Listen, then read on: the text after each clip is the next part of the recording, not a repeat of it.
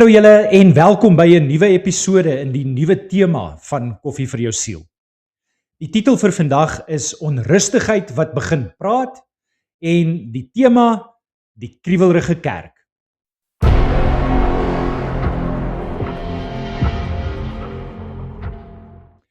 Daar kom 'n tyd in jou lewe wanneer jy nie meer kan wegkyk nie. Wanneer die statistieke nie net syfers is nie, maar spieëls wat ons voor onsself ophou.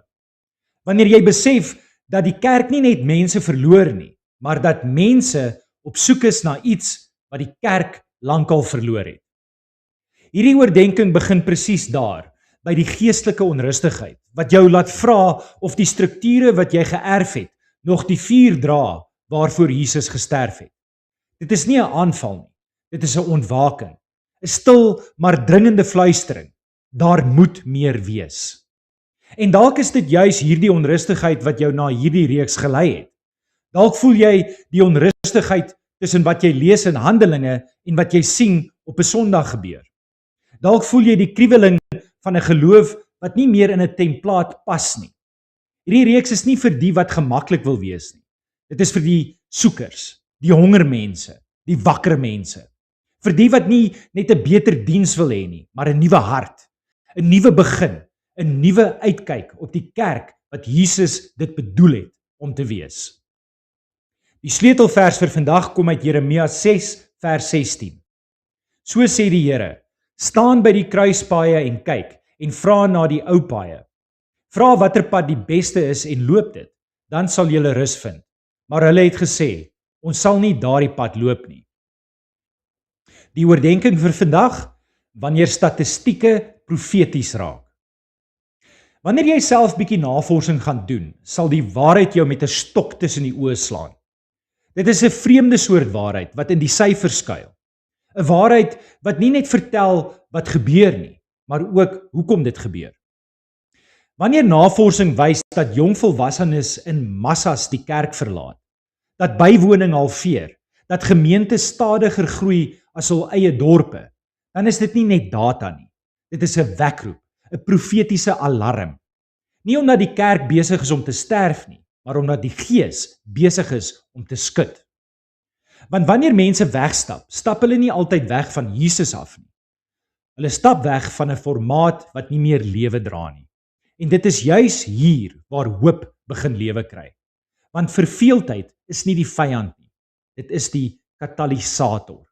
Dit is die innerlike kriweling wat jou dwing om te vra: wat as kerk nie hoef te lyk soos wat ons dit geërf het nie? Wat as die dienstye, die liturgie, die voorspelbare volgorde, die templaat wat ons as heilig beskou, eintlik net mensgemaakte roetines is?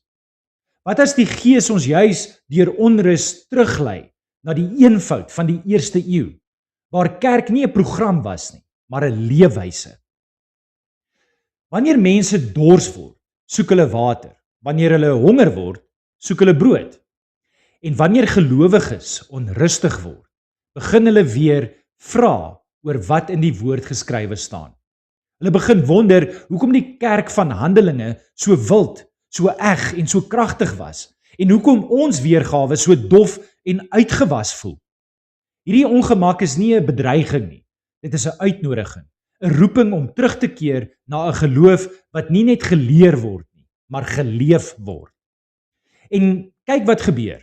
Mense vind Jesus buite die vier mure. Hulle ontdek disippelskap in gewone huise, in klein groepe, in kringe van 20 of minder, waar eerlikheid en transformasie weer asemhaal. Hulle vind gemeenskap sonder rookmasjiene, sonder verhoogligte, sonder 'n templaat. Hulle vind Christus in eenvoud en hulle weier om terug te gaan na die ou manier. Dit is nie rebellie nie. Dit is 'n herlewing wat stadig onder die oppervlakte groei. Intussen kyk die wêreld na die kerk met skeptisisme. Hulle sien oordeel, skynheiligheid, politiek en 'n geloof wat meer bekommerd is oor sy beeld as sy waarheid. Maar dit is presies hoekom hierdie reeks nodig is. Want voordat ons kan herbou, moet ons afbreek. Voordat ons kan herstel, moet ons erken.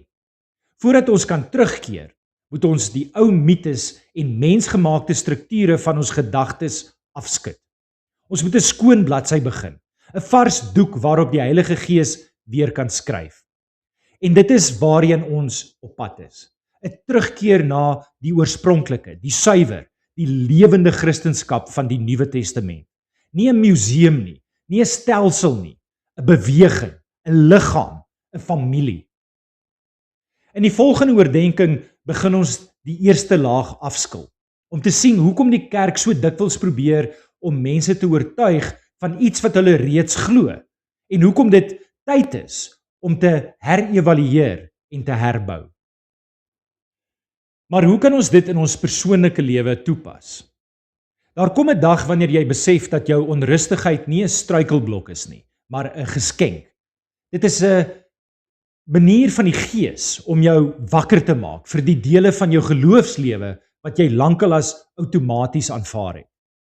Hierdie oordeenking roep jou om nie die onrustigheid stil te maak nie, maar om dit te volg, soos 'n spoor terug na die eenvoud van Jesus se stem. Laat die ongemak jou nie bang maak nie, laat dit jou eerlik maak. Begin deur jou eie ritmes te herevalueer. Waar het jy gewoond geraak aan dinge wat nie meer lewe dra nie? Waar het jy vrede gemaak met 'n geloof wat jou nie meer vorm nie? Kies om weer doelbewus te leef.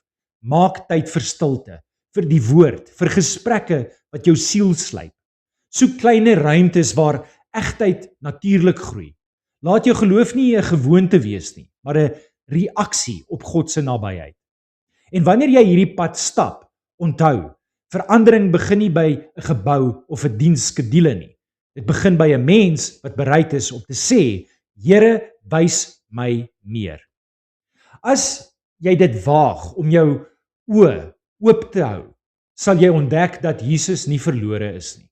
Hy wag net buite die roetine. Jou onrustigheid is nie die einde nie, dit is die begin. Die begin van 'n nuwe manier van leef. Kom ons bid saam. Here Jesus, ek bring my hart soos dit is. Nie mooi gemaak nie, nie gepoleer nie, net eerlik. Ek erken die leegtes wat ek lank probeer ignoreer het. Die dele van my geloof wat dof geraak het. Die gewoontes wat my eerder laat slaap as leef. Ek vra dat U my oë oopmaak vir dit wat ek nie meer sien nie. Trek my weg van alles wat net geraas is en lei my terug na die plek waar U stem weer duidelik is. Breek die liefde vir roetine in my af. Breek die vrees om anders te leef. Breek die gemak wat my vaspen in patrone wat nie meer lewe dra nie. Plant in my 'n nuwe honger, 'n honger na U, nie na formate nie, 'n hinkering na waarheid wat my skud, na teenwoordigheid wat my verander, na gehoorsaamheid wat my voete laat beweeg. Maak my sensitief vir die Gees se stem, selfs wanneer dit my uit my bekende ruimtes roep.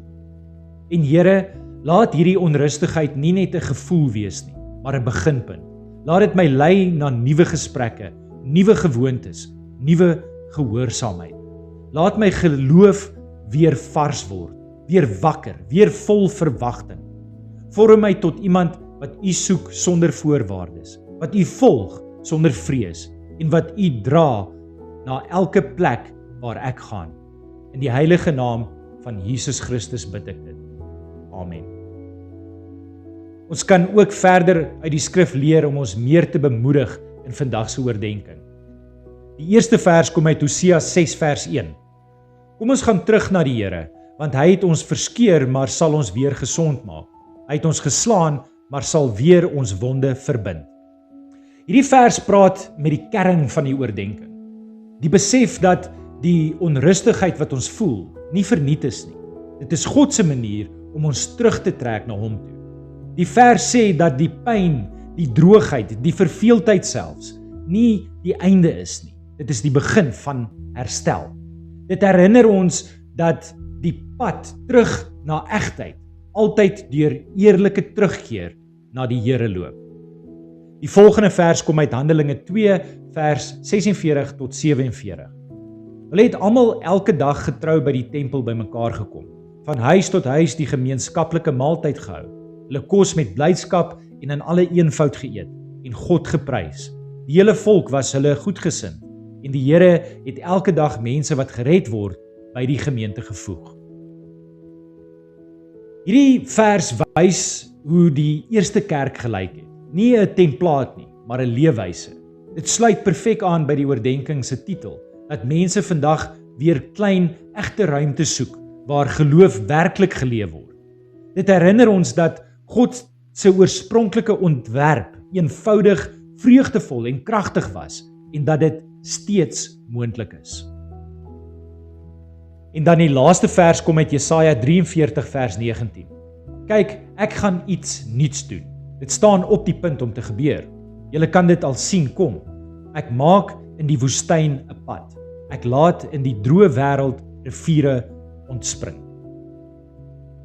Hierdie vers dra die profetiese hart van ons oordenking. God is besig om iets nuuts te doen. Selfs al lyk dit of die ou strukture verbrokkel. Die onrustigheid is nie vernietiging nie. Dit is voorbereiding. Dit roep ons om nie vas te klou aan die ou templaat nie, maar om die nuwe werk van die Gees raak te sien en deel daarvan te word. Dankie dat jy na vandag se boodskap geluister het. Mag jy 'n vreugdevolle dag hê. Mag die Here jou seën. Ons gesels weer. Tot volgende keer. Shalom, shalom.